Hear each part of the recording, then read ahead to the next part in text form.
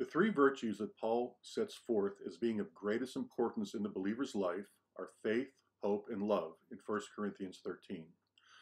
Although in our daily lives, faith and love are spoken of far more than hope, it remains true that hope plays a vital role in faithfully following Jesus Christ. The importance of hope is highlighted by C.S. Lewis in his book, Mere Christianity, when he says, "Hope is one of the theological virtues.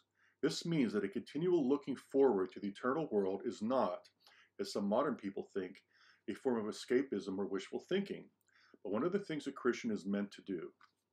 It does not mean that we are to leave the present world as it is. If you read history, you will find that the Christians who did most for the present world were just those who thought most of the next. The apostles themselves, who set on foot the conversion of the Roman Empire, the great men who built up the Middle Ages, the English evangelicals who abolished the slave trade, all left their mark on earth precisely because their minds were occupied with heaven. It is since Christians have largely ceased to think of the other world that they have become so ineffective in this one. Aim at heaven and you will get earth thrown in. Aim at earth and you will get neither.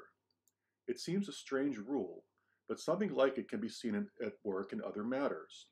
Health is a great blessing, but the moment you make health one of your main direct objects, you start becoming a crank and imagining there is something wrong with you. You are only likely to get health provided you want other things more: food, games, work, fun, open air. In the same way, we shall never save civilization as long as civilization is our main object. We must learn to want something else even more. Most of us find it very difficult to want heaven at all, except insofar as heaven means meeting again our friends who have died. One reason for this difficulty is that we have not been trained. Our whole education tends to fix our minds on this world. Another reason is that when the real want for heaven is present in us, we do not recognize it. Most people, if they had really learned to look into their own hearts, would know that they do want, and want acutely, something that cannot be had in this world. There are all sorts of things in this world that offer to give it to you, but they never quite keep their promise.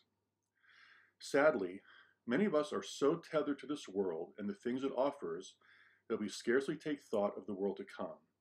Yet it is precisely by reflecting often on the joys, beauties, and satisfactions of eternal life in the world to come that we find a hope that empowers us to live fully for Christ today. In Colossians 3, 1-4, the Apostle Paul puts it this way: "If then you have been raised with Christ, seek the things that are above, where Christ is, seated at the right hand of God. Set your minds on things that are above, not on things that are on earth. For you have died, and your life is hidden with Christ in God. When Christ, who is your life, appears, then you also will appear with him in glory."